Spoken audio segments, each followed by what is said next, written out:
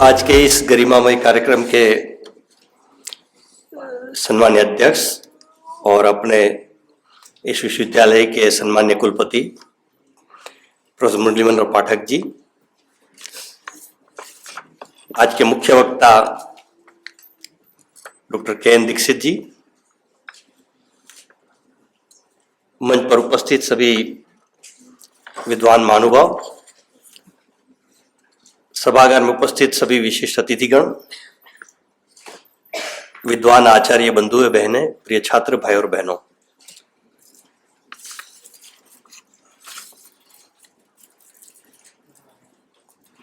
सबसे पहले तो मैं प्रोफेसर सुदीप कुमार जैन जी का बहुत बहुत अभिनंदन करता हूं कि इन्होंने 51 पुस्तकें लिखी और इसको प्रकाशन किया। पुस्तक लिखना एक कोई आसान काम नहीं होता है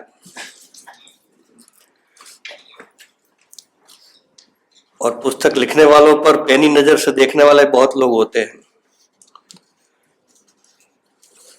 तो ऐसे समय में जो 51 पुस्तकों की लिस्ट तो मैंने नहीं पढ़ी,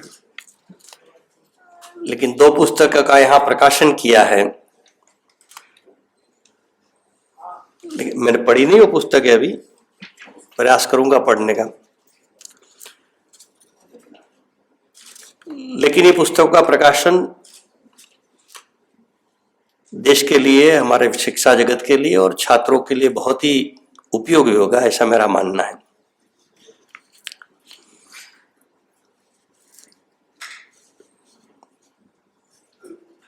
आज कई बार ऐसा लगता है कि पुस्तकें लिखी जाती है लेकिन पढ़ी जाती है क्या, ये भी एक प्रश्न है, क्योंकि अध्ययन का स्वभाव धीरे धीरे कम हो रहा है लोगों का। तो इसके लिए कोई विशेष प्रयास भी हम लोगों ने सबने मिलकर करने की आवश्यकता है कि छात्रों में अध्ययन प्रवृत्ति का विकास हो, क्योंकि इतना मेहनत से जो साहित्य लिखा जाता है, और ये पुस्तक ऐसी है कि जो हमारे भारत और भारत के ज्ञान से परिचित कराती है, तो ये और अधिक आवश्यक पुस्तकें बन जाती हैं।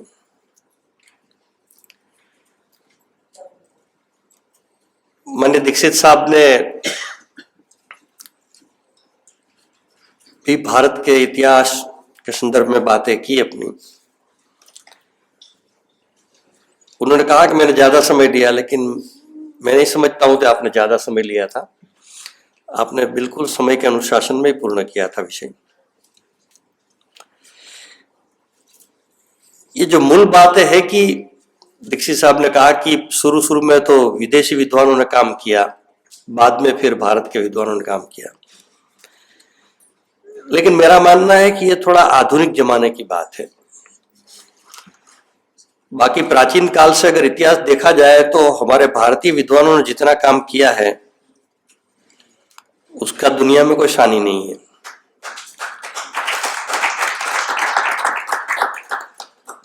एक सुंदर पुस्तक है छोटी सी, मणिपुर के एक लेखक है सलील गावली, उन्होंने लिखी है भारत क्या है। यानी दुनिया के विद्वानों ने, आइंस्टाइन से लेकर इस प्रकार के जो नोबेल ओरिएंटर है, बड़े बड़े विद्वान है दुनिया के, उन्होंने भारत, भारतीय संस्कृति, भारतीय भाषाएं, इन सब के बारे में क्या बातें कही है उसका संकलन है उसमें। वो आज के भारत के लिए इसलिए ज्यादा महत्वपूर्ण है कि कोई सफेद चमड़ी वाला व्यक्ति कहता है तो हमको ज्यादा प्रमाणिक लगता है।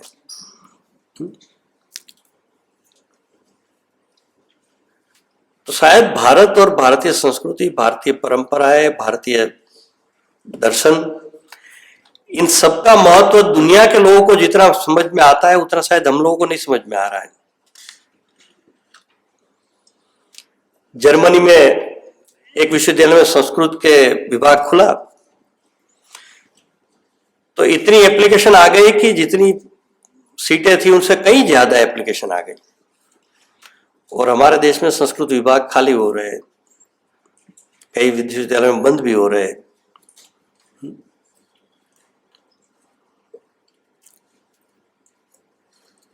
तो ये जो भारतीय ज्ञान है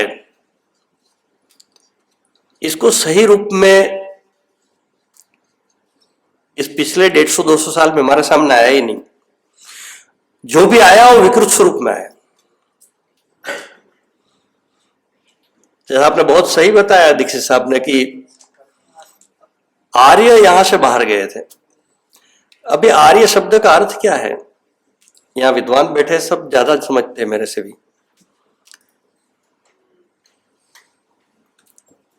कि सुसंस्कारी थे वो आर्य है। आपने महाभारत रामायण सीरियल देखी होगी शायद, भले पढ़ा ना हो तो भी। तो इसमें राम को अर्जुन को उल्लेख किया जाता था बोलते समय आर्य पुत्र। तो आर्य कोई जाति नहीं थी। या आर्य अनार्य ये जो संघर्ष खड़ा किया गया, ये पूरी अंग्रेजों की राजनीति है। आर्य द्रविड़,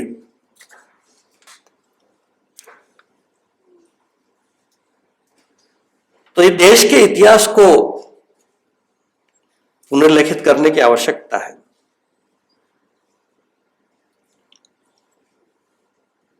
और हमारी लड़ाई वहीं से शुरू हुई थी। आप लोगों ने पढ़ा होगा इतिहास के पुस्तकों में, अभी भी कुछ बातें गलत है कि हमारे क्रांतिकारियों को, हमारे महापुरुषों को, भगत सिंह, चंद्रशेखर, सुभाष बाबू, इसको आतंकवादी लिखा गया था। स्वामी दयानंद सरस्वती को अंग्रेजों के पिट्ठू माना गया था, लिखा गया था।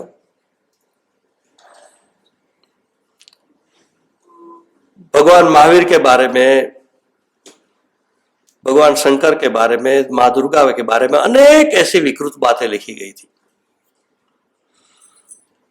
इसी के सामने हमने लड़ाई लड़ी। और आपको आनंद होगा इस बात को सुनकर कि जब 2004 से 14 तक की जो सरकार थी, उस समय हमने शिक्षा बचाओ आंदोलन के नाम से लड़ाई लड़ी और सरकार नहीं मानी। अंत में तो फिर न्यायालयों का सहारा लेना पड़ा और 11 न्यायालयों के निर्णय, जितने हमने वाद दाखिल किए थे, वो सबके निर्णय अपने पक्ष में आए और सरकार के विरुद्ध में आए और सारी बातें बदलनी पड़ी।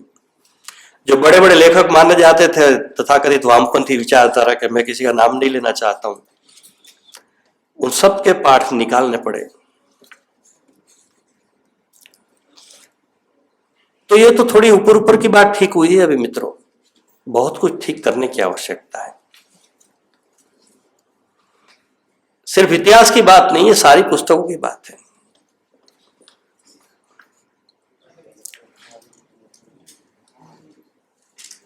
और जो गलत बात है उसको ठीक करने के साथ साथ जो हमारा भारतीय ज्ञान है, सुदीप कुमार जी जैसे अनेक विद्वानों ने पुस्तकें लिखी इस माध्यम से, लेकिन वो पाठ्यक्रम का हिस्सा नहीं है। अभी जब तक पाठ्यक्रम का हिस्सा ये सारी बातें नहीं बनेगी, तब तक हमारे बच्चे क्या पढ़ेंगे? हमारे बच्चे गलत ही पढ़े हैं। आप एनसीईआरटी की हिंदी की पुस्तकें देख लीजिए। हिंदी की पुस्तक में सैकड़ों उर्दू के शब्द है, सैकड़ों इंग्लिश के शब्द है, इंग्लिश कविता है हिंदी की पुस्तक में। दुनिया में कहीं नहीं होगा ये। आप अंग्रेजी की पुस्तक में हिंदी का शब्द लिखकर देख लीजिए।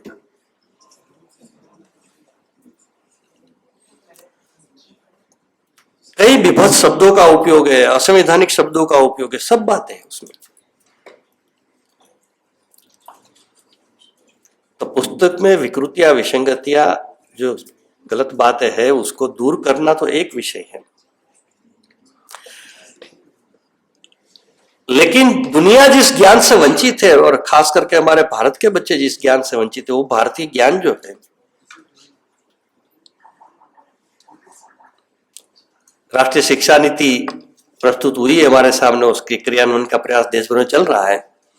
आप सब विद्वानों ने वो प्रारूप पढ़ा होगा, नहीं पढ़ा होगा तो मेरी प्रार्थना है आप सबसे कि राष्ट्रीय शिक्षा नीति अगर हम शिक्षा जगत के लोग नहीं पढ़ेंगे तो कौन पढ़ेंगे, और नहीं पढ़ेंगे तो क्रियान्वयन कहां से होगा।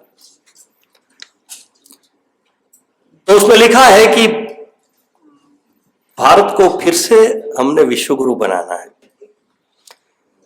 जब भारत विश्वगुरु था तब भारत की शिक्षा किस प्रकार की थी? नालंदा, तक्षशिला, विक्रमशिला, काशी, वल्लभी अनेक विश्वविद्यालय थे जब दुनिया विश्वविद्यालय की संकल्पना ही नहीं थी। दुनिया भर से छात्र पढ़ने भारत आते थे, विभिन्न प्रकार का ज्ञान प्राप्त करने के लिए भारत आते थे।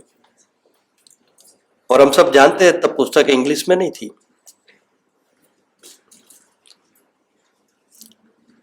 तो फिर से भारत वैसा बन सकता है, लेकिन कब बनेगा? हम अच्छे अच्छे भवन बना लेंगे, इससे नहीं बनेगा। हम सारे देश की शिक्षा को इंग्लिश मीडियम कर देंगे, उससे नहीं होगा। जब तक भारतीय ज्ञान परंपरा को शिक्षा में नहीं लाएंगे तब तक दुनिया के लोग हमारे पास नहीं आ सकते। जो हम तथाकथित तकनीकी शिक्षा, आईटी आदि आदि की जो बात कर रहे हैं, आप देश के सर्वोच्च संस्थान जो माने जाते हैं आईआईटी, आईआईएम, और उसमें भी टॉप लेवल के जो संस्थान है, उनको जाकर पूछिए कि आपके संस्थान में कोई अमेरिका से, ऑस्ट्रेलिया से, इंग्लैंड से पढ़ने के लिए आया है क्या? उत्तर हाँ में नहीं मिलेगा, क्योंकि इन विषयों में तो वो देश हमसे कई गुना आगे है। लेकिन ये राष्ट्रीय शिक्षा नीति घोषित होने के बाद गुजरात टेक्निकल यूनिवर्सिटी और बड़ौदा का महाराजा सयाजी विश्वविद्यालय ने भारतीय ज्ञान परंपरा पर कुछ छोटे छोटे कोर्सेज शुरू किए, 3 महीने के, 6 महीने के, साल भर के। इसमें महाराजा सयाजीराव विश्वविद्यालय ने एक टेम्पल मैनेजमेंट का कोर्स शुरू किया। भारत में लाखों मंदिर है, लेकिन आज तक टेम्पल मैनेजमेंट का कोई कोर्स नहीं था। तो उनको अमेरिका से फोन आए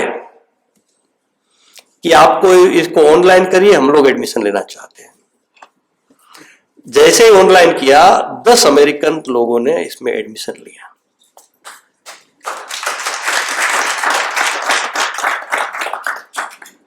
हम लोगों ने लॉकडाउन में वैदिक गणित के क्लासेस ऑनलाइन चलाए। तो मुझे तो ध्यान में नहीं था, क्योंकि 92,000 बच्चों ने इसमें पार्टिसिपेट किया था। तो जब एक इंडोनेशिया में मेरा ऑनलाइन व्याख्यान था,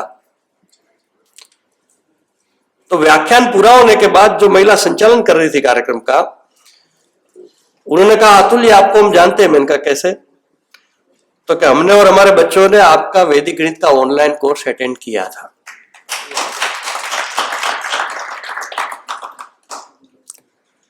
तो ये जो भारतीय ज्ञान परंपरा है, इसको जब तक हम पाठ्यक्रमों में नहीं लाएंगे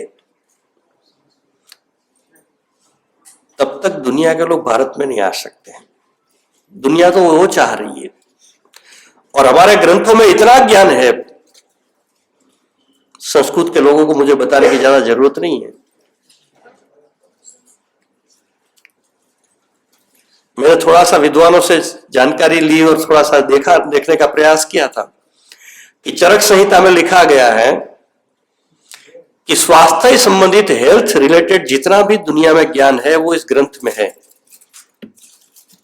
अगला वाक्य और महत्वपूर्ण है कि इस पर तात्पर्य यह नहीं कि इस ग्रंथ में जो स्वास्थ्य, हेल्थ संबंधित ज्ञान, नॉलेज है वो दुनिया में है, ऐसा नहीं है। ये एक ग्रंथ की बात है, ऐसे हजारों ग्रंथ है हमारे, और ऐसे ग्रंथ, उसकी भाषा, उसकी दिशा को परिचय कराने का कार्य ये सुदीप कुमार की किताबें जैसे लिखी है, उस किताब काम करती है। जो हमारे मुख्य वक्ता आज के दीक्षित साहब जो काम कर रहे हैं, उसमें भी हमने इसकी झलक देखी होगी। तो मेरी आप सबसे प्रार्थना विनम्र इतनी है कि हम भी सुदीप कुमार जैसे 50-51 किताब लिख सकते हैं, 1, 2, 4 भी लिख सकते हैं, तो हम प्रयास करें इसका जरूर। परंतु अन्यथा हम अपने अपने विषय में कम से कम उस विषय में भारतीय ज्ञान क्या है।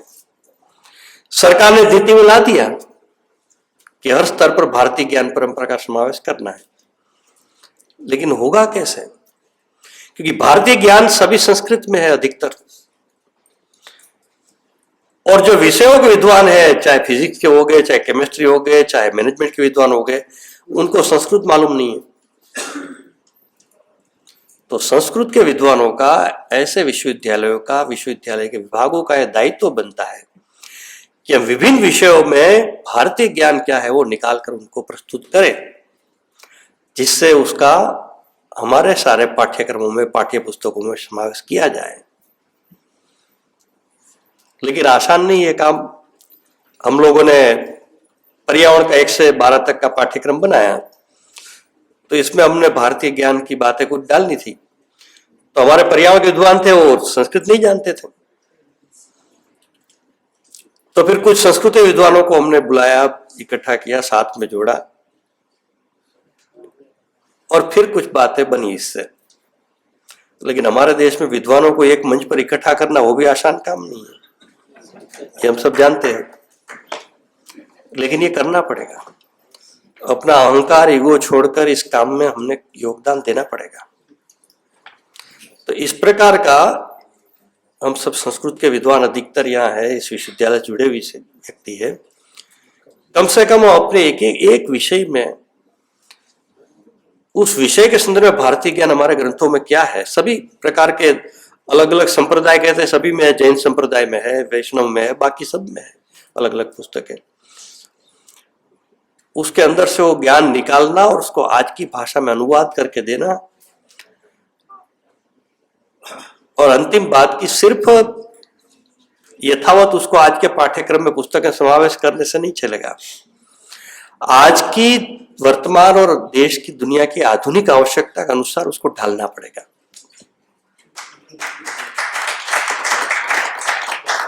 हमने पंचकोश आधारित चरित्र निर्माण और व्यक्तित्व के समग्र विकास का पाठ्यक्रम तैयार किए हैं। 1 से 12 तक के भी किए, विश्वविद्यालयों के लिए सर्टिफिकेट कोर्स, डिप्लोमा कोर्स आदि आदि किए हैं। माननीय पाठक साहब पंचकोश के बड़े विद्वान हैं, मैं जानता हूं। तो पंचकोश नाम सुनकर ही आज के बच्चे और शिक्षक तो भाग जाएंगे, लेकिन उस पंचकोश की जो 5 कोश की अवधारणा है, अन्नमय कोश, प्राणमय कोश, मनोमय कोश, विज्ञानमय कोश, आनंदमय कोश, इसको आज के संदर्भ में ढालना और इसके आधार पर हमने 600 से अधिक कार्यशालाएं देश में की, और आज के शिक्षकों अधिक इसमें सहभागी हुए। किसी को नहीं लगा कि ये कहां प्राचीन पुरानी बातें कर रहे हैं। सब ने कहा कि ये तो आज की सारी समस्याओं का समाधान है इसमें।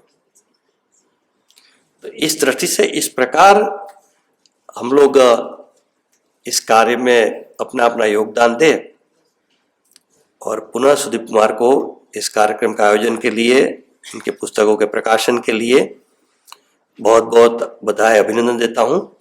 और मुझे इस महत्वपूर्ण कार्यक्रम में आपने निमंत्रित किया और मेरे 2 शब्द विचार व्यक्त करने का अवसर दिया, इस लिए आपका, सम्मानीय विश्वविद्यालय कुलपति और विश्वविद्यालय परिवार, आप सभी का बहुत बहुत धन्यवाद।